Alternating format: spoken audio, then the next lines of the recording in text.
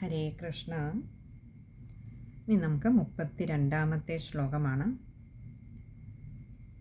അഹോ ഭാഗ്യമഹോ ഭാഗ്യം നന്ദഗോപവ്രജൗകസാം യന്മിത്രം പരമാനന്ദം പൂർണ്ണം ബ്രഹ്മ സനാതനം. അഹോ ഭാഗ്യമഹോ ഭാഗ്യം. അഹോ ഭാഗ്യം. അഹോ, അത്യാശ്ചര്യകരം തന്നെ. ഭാഗ്യം, ഇതൊരു മഹാഭാഗ്യം തന്നെയാണ്. അത് ഒരു തവണ പറഞ്ഞിട്ട് വ്യാസഭഗവാന് മതിയായില്ല, ഒന്നുകൂടി പറഞ്ഞു. അഹോ ഭാഗ്യം, അഹോ ഭാഗ്യം. ഇതെന്തൊരു മഹാഭാഗ്യമാണ് അവർക്ക് സിദ്ധിച്ചിരിക്കുന്നത്. അത്യാശ്ചര്യകരം തന്നെയാണ്. നന്ദഗോപവ്രജൗകസാം, ആ നന്ദഗോപരുടെ വ്രജത്തിൽ, ആ ഗോകുലത്തിൽ, വ്രജൗകസാം എന്ന് പറഞ്ഞാൽ അവിടെ വസിക്കുന്നവരുടെ ഒരു ഭാഗ്യം. ഭഗവാന്റെ എല്ലാ കളികളും കൂടെ നിന്ന് കാണുക, അതിൻ്റെ ആനന്ദം അറിയുക എന്ന് തന്നെയല്ല, ആ പശുക്കൾക്ക് പോലും, സ്ത്രീകൾക്ക്, പശുക്കൾക്ക്, അപ്പോൾ ആ ഗോകുലത്തിലുള്ള ആ സമയത്തുണ്ടായിരുന്ന ഒരു പുൽക്കൊടിക്ക് പോലും ഭഗവാൻ കൊടുത്ത അനുഗ്രഹം ചെറുതല്ല. ഭഗവാനെ ഒന്ന് കാണുവാൻ, ആ പാദസ്പർശം ഒന്ന് ഏൽക്കുവാൻ ഒരു പുൽക്കൊടിക്കെങ്കിലും ഭാഗ്യം സിദ്ധിച്ചെങ്കിൽ ആ പുൽക്കൊടിയുടെ ജന്മം പോലും എത്രയോ ശ്രേഷ്ഠമാണ്. അഹോ ഭാഗ്യം, അഹോ ഭാഗ്യം. യന്മിത്രം പരമാനന്ദം. യന്മിത്രം,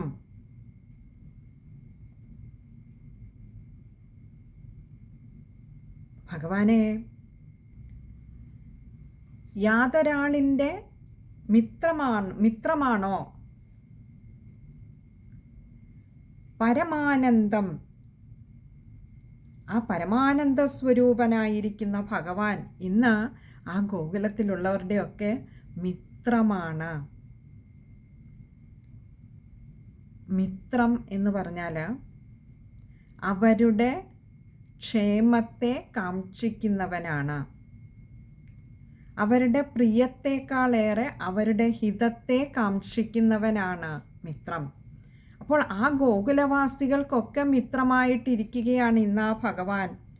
ആര്? പരമാനന്ദ സ്വരൂപനായിട്ടുള്ള ഭഗവാൻ. പൂർണ്ണം ബ്രഹ്മസനാതനം. പൂർണ്ണം, എങ്ങും നിറഞ്ഞു നിൽക്കുന്നതാണ്, പൂർണ്ണമായിട്ടുള്ളതാണ് ഭഗവാൻ. അങ്ങനെയുള്ള ഭഗവാൻ, പരമാനന്ദ സ്വരൂപനായിട്ടുള്ള ഭഗവാൻ, ബ്രഹ്മമായിട്ടുള്ള ഭഗവാൻ, സനാതനം, എന്നും നിലനിൽക്കുന്നതായിട്ടുള്ള, നാശമില്ലാത്തതായിട്ടുള്ള ഭഗവാൻ. അങ്ങനെയുള്ള ഭഗവാൻ ആ ഗോകുലവാസികൾക്ക് മുഴുവൻ ഇന്ന് മിത്രമായി അവരോടൊപ്പം കഴിയുകയാണ്. അഹോ ഭാഗ്യം, അഹോ ഭാഗ്യം. എന്തൊരാശ്ചര്യമാണ്, എന്തൊരു മഹാഭാഗ്യമാണ് അവിടെയുള്ളവർക്ക് കിട്ടിയിരിക്കുന്നത്. നമ്മൾ കഴിഞ്ഞ ഒരു ശ്ലോകത്തിൽ നമ്മളോട് വ്യാസഭഗവാൻ പറഞ്ഞു തന്നു, യാഗങ്ങൾ കൊണ്ടുപോലും ലഭ്യമല്ലാത്ത, അഥവാ യാഗാദി കർമ്മങ്ങൾ ചെയ്യുന്നവരെക്കാൾ ശ്രേഷ്ഠമായിട്ടുള്ള ജന്മമാണ് ഇപ്പോൾ ഈ ഗോകുലത്തിലുള്ളവർക്ക് കിട്ടിയിരിക്കുന്നത്. പൊതുവെ യാഗാദി കർമ്മങ്ങൾ ചെയ്യുന്നവരൊക്കെ മഹാജ്ഞാനികളാണ്. അതേസമയം ഈ ഗോകുലത്തിലുള്ളവർക്ക്, അവർക്ക് നമ്മുടെ ഇന്നത്തെ കാലഘട്ടത്തിൽ നിന്ന് പറഞ്ഞാൽ പ്രാഥമിക വിദ്യാഭ്യാസം പോലും ഒരുപക്ഷെ കിട്ടിയിട്ടില്ലാത്ത, ഗോക്കളെ മേയ്ക്കുന്ന, ഗോക്കളുടെ പാലും മോരും തൈരുമൊക്കെ ജീവിതമാർഗമായിട്ടുള്ളവരാണ്. പക്ഷെ അവർക്ക് കിട്ടിയൊരു മഹാഭാഗ്യം. എത്രയോ യാഗങ്ങളിലൂടെ ഭഗവാനെ തൃപ്തിപ്പെടുത്തുവാൻ ശ്രമിക്കുന്ന മഹാജ്ഞാനികൾക്ക് ഭഗവാനെ അവിടുത്തെ തൃപ്തിപ്പെടുത്തുവാൻ കഴിയാതെ ഇരിക്കുമ്പോൾ അവിടെ നിന്ന് ആ ഗോകുലവാസികളായ ഓരോരുത്തരെയും തൃപ്തിപ്പെടുത്തുന്നു, ആനന്ദിപ്പിക്കുന്നു. സർവ്വയിടത്തും നിറഞ്ഞു നിൽക്കുന്നതായിട്ടുള്ള, ബ്രഹ്മസ്വരൂപമായിട്ടുള്ള, സനാതനമായിട്ടുള്ള, എന്നും നിലനിൽക്കുന്നതായിട്ടുള്ള, നാശരഹിതനായിട്ടുള്ള ഭഗവാനെ അവിടെ നിന്നും മിത്രമായി അവരോടൊപ്പം കൂടെയുണ്ട്. അഹോ ഭാഗ്യം, അഹോ ഭാഗ്യം. ഇതിൽ പരം എന്തു ഭാഗ്യമാണ് വരുവാനുള്ളത്? നമുക്ക് ആ ശ്ലോകം ഒന്നുകൂടി നോക്കാം. അഹോ ഭാഗ്യം നന്ദഗോപവ്രജൗകസാം യന്മിത്രം പരമാനന്ദം പൂർണ്ണം ബ്രഹ്മ സനാതനം.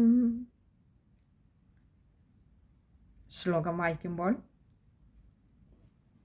പൊതുവെ എളുപ്പമുള്ള ഒരു ശ്ലോകമാണ്. അതിൽ പ്രത്യേകിച്ച് തെറ്റുവരുത്തുവാനുള്ള ഒരു പദവും അതിലില്ലാത്തത് കൊണ്ട് തന്നെ നമ്മൾ 33ാമത്തെ ശ്ലോകത്തിലേക്ക് പോവുകയാണ്.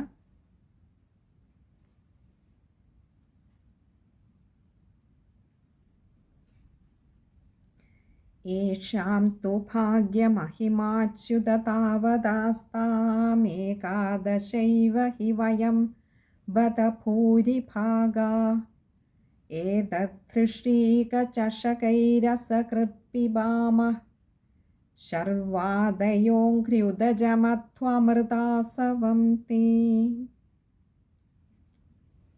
യേഷാം തു ഭാഗ്യമഹിമാച്യുത.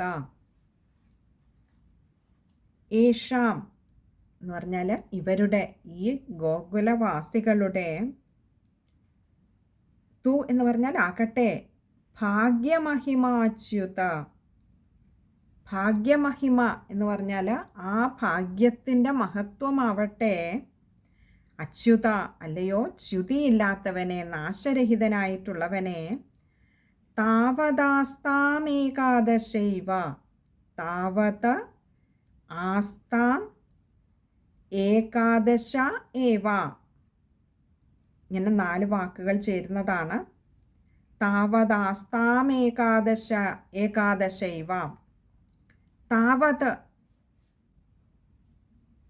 താവത് ആസ്താം. അപ്പോൾ ഇത് ഈ ഗോകുലവാസികളുടെ ഭാഗ്യം ഒരു വശത്ത്, താവത് ആസ്താം എന്ന് പറഞ്ഞാൽ അവിടെ ഒരു വശത്ത് ഭഗവാനെ, അങ്ങനെ അവിടുത്തെ ആ ഒരു കടാക്ഷം അവർക്ക് കിട്ടി. ആ ഭാഗ്യത്തിൻ്റെ മഹിമ, കാരണം അതിനെ കൂടുതൽ പറയാൻ വ്യാസഭഗവാന് കഴിയുന്നില്ല, വാക്കുകൾ പോരാ അവരുടെ ആ ഭാഗ്യത്തെക്കുറിച്ച്, ഭാഗ്യത്തിൻ്റെ മഹിമയെ വർണ്ണിക്കുന്നതിന്. അപ്പോൾ പറയാം, അതവിടെ ഒരു വശത്ത്, താവതാസ്താം, അതങ്ങനെ ഒരു വശത്ത് അങ്ങനെ ഇരിക്കുന്നു. പിന്നെയോ ഏകാദശ ഏവ, ഏകാദശം എന്ന് പറഞ്ഞാൽ 11. ഇവിടെ 11 പേര്, അതാരാണ് എന്നുള്ളത് വരുമ്പോൾ മനസ്സിലാവും ഏത് 11 പേരുടെ കാര്യമാണ് ഈ പറയുന്നത്. ഏകാദശ ഏവ ഹി വയം.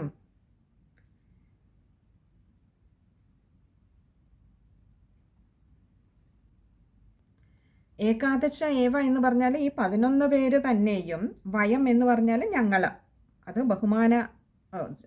ബഹുവചന ശബ്ദമാണ് വയം. അയം ഞാൻ, വയം എന്ന് പറയുമ്പോൾ ബഹുവചനമാണ് ഞങ്ങൾ എന്നുള്ളത്. ബത ഭൂരിഭാഗ, ഭൂരിഭാഗ മഹാഭാഗ്യം, അങ്ങനെ ഭൂരി നിറഞ്ഞതാണ്, മഹാഭാഗ്യം ചെയ്തവരാണ് ഇവിടെ ഞങ്ങൾ 11 പേർ തന്നെയും. ഏതദ്ധൃഷീകചഷകൈരസകൃത് പിബാമ. ഏതത് ഇവിടെ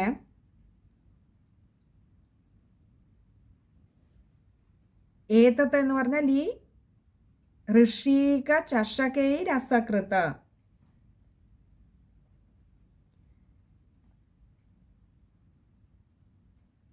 ഏതത് ഋഷീകചഷകൈ എന്ന് പറഞ്ഞാൽ ഈ ഇവരുടെ,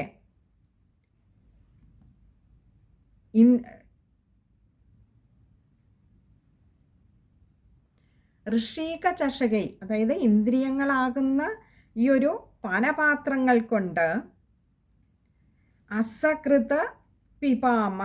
അസകൃത് എന്ന് പറഞ്ഞാൽ പലപ്പോഴും പല പ്രാവശ്യവും, പിബാമ എന്ന് പറഞ്ഞാൽ പാനം ചെയ്യുന്നു.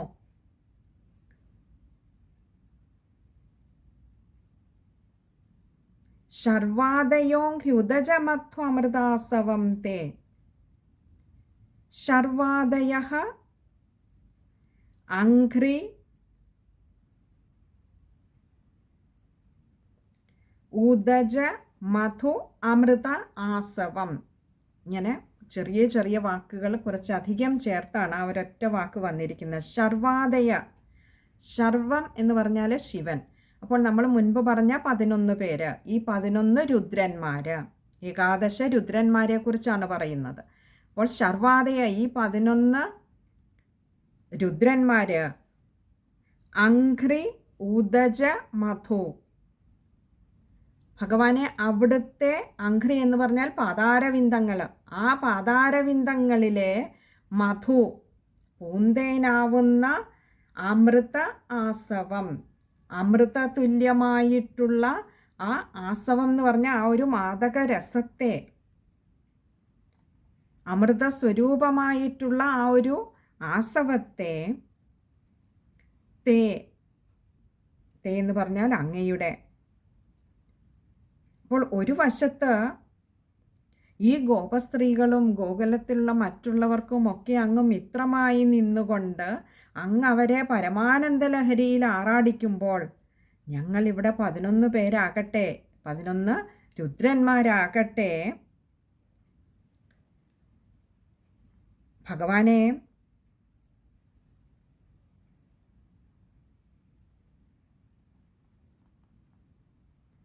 ഈ ഗോകുലത്തിലുള്ളവർ അവരുടെ ഇന്ദ്രിയങ്ങളിലൂടെ ഭഗവാനെ അവിടുത്തെ എപ്പോഴും പാനം ചെയ്തുകൊണ്ടിരിക്കുന്നുവെങ്കിൽ കണ്ണുകൊണ്ട് അങ്ങയുടെ ആ രൂപത്തെ പാനം ചെയ്യുന്നു, രൂപമാകുന്ന അമൃതത്തെ പാനം ചെയ്യുന്നു, കാതുകൾ കൊണ്ട് അങ്ങയുടെ ആ കുഞ്ഞു വായിലെ ശബ്ദങ്ങളെ അവർ അമൃത രൂപത്തിൽ പാനം ചെയ്യുന്നു, അങ്ങയുടെ കുഞ്ഞി വായിലെ ആ മുലപ്പാലിൻ്റെ മണം, അങ്ങയുടെ ദേഹത്തിലെ ആ മണം, അതൊക്കെ അവരുടെ മൂക്കുകളിലൂടെ പാനം ചെയ്യുന്നു. അങ്ങനെ തുടങ്ങി ഓരോരോ ഇന്ദ്രിയങ്ങളിലൂടെ ഈ ഗോകുലവാസികൾ അങ്ങയെ പാനം ചെയ്യുമ്പോൾ ആ ഇന്ദ്രിയങ്ങൾക്ക് അതിദേവതയായിട്ടുള്ള ശിവൻ, ബ്രഹ്മാവ്, ചന്ദ്രൻ, അതുപോലെ ദിക്കുകൾ, വായു, സൂര്യൻ, വരുണൻ, അതുപോലെ തന്നെ അശ്വനി കുമാരന്മാർ, അഗ്നി, ഇന്ദ്രൻ, ഉപേന്ദ്രൻ എന്നിങ്ങനെയുള്ള ദേവന്മാർ ഈ ഇന്ദ്രിയങ്ങൾക്കൊക്കെ അധിഷ്ഠാന ദേവതകളായിരിക്കുന്നത് കൊണ്ട് തന്നെ അവരൊക്കെയും ഈ ഏകാദശ രുദ്രന്മാരുമൊക്കെ ഭഗവാനെ അവരുടെ ഇന്ദ്രിയങ്ങളിലൂടെ അവർ പാനം ചെയ്യുന്നത് അങ്ങയുടെ ഈ തിരുരൂപത്തിൽ നിന്നുള്ള അമൃതാസവത്തെ ആയതുകൊണ്ട് ഞങ്ങൾ അവരുടെ ആ ഇന്ദ്രിയങ്ങളിലൂടെ ഞങ്ങൾക്കും ആ ഭാഗ്യത്തെ കിട്ടുന്നു എന്ന് പറഞ്ഞാൽ ഞങ്ങൾക്ക് നേരിട്ടൊരു യാഗങ്ങളിലൂടെയോ ഒന്നും തന്നെയും അങ്ങയെ ലഭിക്കുകയില്ല. അപ്പോൾ അങ്ങനെ ഇരിക്കെ അത് യഥേഷ്ടം ഇപ്പോൾ ലഭിച്ചുകൊണ്ടിരിക്കുന്ന ഈ ഗോകുലവാസികൾക്ക് അവരേതേത് ഇന്ദ്രിയങ്ങളിലൂടെ അങ്ങയെ ആസ്വദിക്കുന്നുവോ, അങ്ങയെ പാനം ചെയ്യുന്നുവോ, ആ ഇന്ദ്രിയങ്ങൾക്ക് അധിഷ്ഠാന ദേവതകളായിരിക്കുന്ന ഞങ്ങൾക്കും അതിൻ്റെ ഒരു പങ്ക്, ആ ഭാഗ്യത്തിൻ്റെ ഒരു പങ്ക് ഞങ്ങൾക്കും ലഭിക്കുന്നുണ്ടല്ലോ. അത് ഞങ്ങൾക്ക് നേരിട്ട് കിട്ടിയതല്ല ഭഗവാനെ, അവിടുന്ന് സർവ്വവ്യാപിയായിട്ടുള്ള അവിടുത്തെ ഒരു കൃപാകടാക്ഷം കൊണ്ട് ഗോകുലത്തിലുള്ളവർക്ക് കിട്ടിയ, ആ ഗോകുലവാസികളായിട്ടുള്ളവർക്ക് കിട്ടിയ മഹാഭാഗ്യത്തിൻ്റെ ഒരംശം അവരിലൂടെ ഞങ്ങൾക്കും അനുഭവിക്കുവാൻ കഴിയുന്നുവല്ലോ ഭഗവാനെ. ഈ വ്രജവാസികളുടെ ഭാഗ്യാതിരേകത്തെ വർണ്ണിക്കുവാൻ ഇവിടെ വ്യാസഭഗവാൻ വല്ലാതെ കഷ്ടപ്പെടുന്നുണ്ട്. അത് വാക്കുകൾ കൊണ്ട് വർണ്ണിക്കാനാവുന്നതല്ല. അവരുടെ ഓരോ ഇന്ദ്രിയങ്ങളിലൂടെയും അനുനിമിഷം അവരെ ആസ്വദിച്ചു കൊണ്ടിരിക്കുന്ന ആ ഭഗവാനെ ഇന്ദ്രിയങ്ങൾക്കൊക്കെ അധിഷ്ഠാന ദേവതകളായതുകൊണ്ട് മാത്രം തങ്ങൾക്കും ആ ഭാഗ്യത്തിൻ്റെ ഒരു അംശം തങ്ങളിലേക്കും വന്നു ചേരുന്നു. ഇവിടെ അഹങ്കാരത്തിൻ്റെ അധിഷ്ഠാന ദേവതയാണ് ശിവൻ, അതേപോലെ ബുദ്ധിയുടെ ദേവതയാണ് ബ്രഹ്മാവ്, മനസ്സിൻ്റേത് ചന്ദ്രൻ, കാതുകളുടേത് ദിക്കുകളാണ്, ത്വക്കിൻ്റേത് വായു, അതുപോലെ കണ്ണിൻ്റേത് സൂര്യൻ, നാവിൻ്റേത് വരുണൻ, നാസികകളുടേത് അശ്വിനി കുമാരന്മാർ, വാക്കിൻ്റേത് വഹ്നി, കൈകളുടേത് ഇന്ദ്രൻ, പാദങ്ങളുടേത് ഉപേന്ദ്രൻ എന്നിങ്ങനെ ഈ 11 ഇന്ദ്രിയങ്ങൾക്കും ഓരോരോ അധിഷ്ഠാന ദേവതകൾ ഉള്ളതുകൊണ്ട് അവർക്കും ഈ മഹാഭാഗ്യത്തെ പാനം ചെയ്യുവാൻ പറ്റിയിരിക്കുന്നു. നോക്കൂ, ശിവൻ അഹങ്കാരത്തിൻ്റെ അധിഷ്ഠാന ദേവതയാണെന്ന് പറയുമ്പോൾ ആ ഏകാദശ രുദ്രന്മാർക്ക് പോലും സാധിക്കാത്തതാണ് ഇന്ന് ഈ ഗോപസ്ത്രീകൾക്കും ഇവിടുത്തെ ഈ ഗോകുലവാസികളായിട്ടുള്ള മറ്റ് പശുക്കൾക്കും പശുക്കിടാങ്ങൾക്കും എന്തിനേറെ ഒരു പുൽക്കൊടിക്ക് പോലും കിട്ടിയിരിക്കുന്ന മഹാഭാഗ്യം.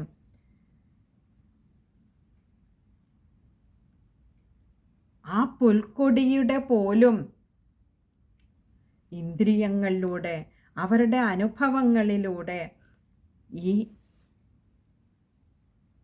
ഇന്ദ്രിയങ്ങൾക്ക് അധിഷ്ഠാനങ്ങളായിരിക്കുന്ന ദേവതമാർക്ക് അതിനുള്ള ഒരു ഭാഗ്യം കിട്ടിയിരിക്കുന്നു. അതുകൊണ്ടാണ് അഹോഭാഗ്യം അഹോഭാഗ്യം എന്ന് പറഞ്ഞത്. നമുക്ക് ആ ശ്ലോകം ഒന്നുകൂടി നോക്കാം.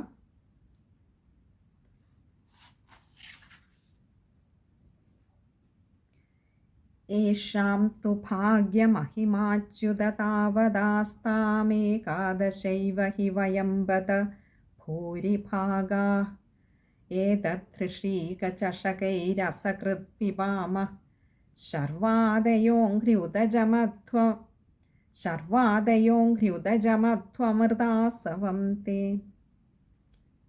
ശ്ലോകത്തിൽ കുറച്ചധികം സമസ്ത പദങ്ങൾ വരുന്നുണ്ട്. വലിയ വലിയ പദങ്ങളാണ്. ഇവിടെ ആദ്യത്തെ പാദത്തിൽ ഭാഗ്യമഹിമാച്യുത, മഹിമ അച്യുത ആണ്. അവിടെ ആകാരം ശ്രദ്ധിക്കുക. അതുപോലെ താവദാസ്താമേകാദശൈവ, അത് കഴിയുന്നതും ചേർത്ത് വായിക്കുക. ഇനി തുടക്കക്കാർക്ക് പറ്റുന്നില്ലെങ്കിൽ താവദാസ്താം എന്ന് മുകളിലെടുത്തിട്ട് താഴെ ഏകാദശൈവ ചേർത്ത് വായിക്കുമ്പോഴും ശ്രദ്ധിക്കുക. താവത് ആസ്താമാണ്, അകാരം ശ്രദ്ധിക്കുക, അകാരം നീട്ടിയെടുക്കേണ്ടതുണ്ട്. അതുപോലെ താവദാസ്താമേകാദശൈവ, അവിടെ മായുടെ അകാരം ശ്രദ്ധിക്കുക. പിന്നെ അടുത്ത ഭൂരിഭാഗാ, അവിടെ ദീർഘവുമുണ്ട് വിസർഗവുമുണ്ട്. പകുതി ഹകാരത്തിൽ വായിക്കുവാനും ശ്രദ്ധിക്കുക. പിന്നെ ഏതദൃഷീക ചഷകൈരസകൃത്, അത് ചേർത്ത് തന്നെ വായിക്കേണ്ടതാണ്. അവിടെ വായിക്കുമ്പോൾ ഏതദൃഷീക ചഷകൈരസകൃത്, രായുടെ ആകാരം ശ്രദ്ധിക്കുക.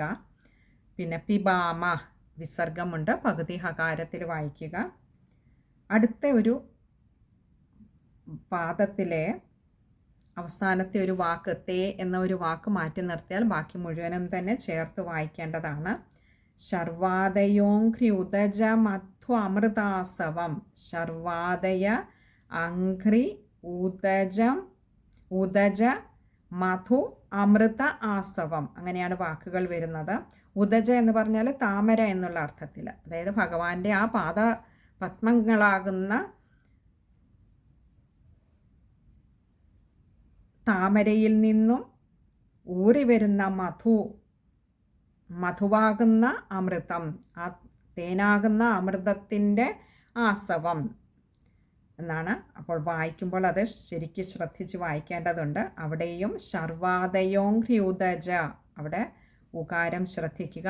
പിന്നെ മധു അമൃതാസവം, മധു അമൃതാസവമാണ്, അതും ശ്രദ്ധിക്കുക. അമൃത ആസവം, അകാരം നീട്ടിയെടുക്കേണ്ടതുണ്ട്. ഇത് ഇത്രയും കാര്യങ്ങളാണ് ആ ഒരു ശ്ലോകം വായിക്കുമ്പോൾ ശ്രദ്ധിക്കേണ്ടതായിട്ടുള്ളത്. ഇനി അടുത്തത് 34-ാമത്തെ ശ്ലോകമാണ്. അത് നമുക്ക് അടുത്ത സത്സംഗത്തിൽ കാണാമെന്ന് കരുതുന്നു. ഹരേ കൃഷ്ണ.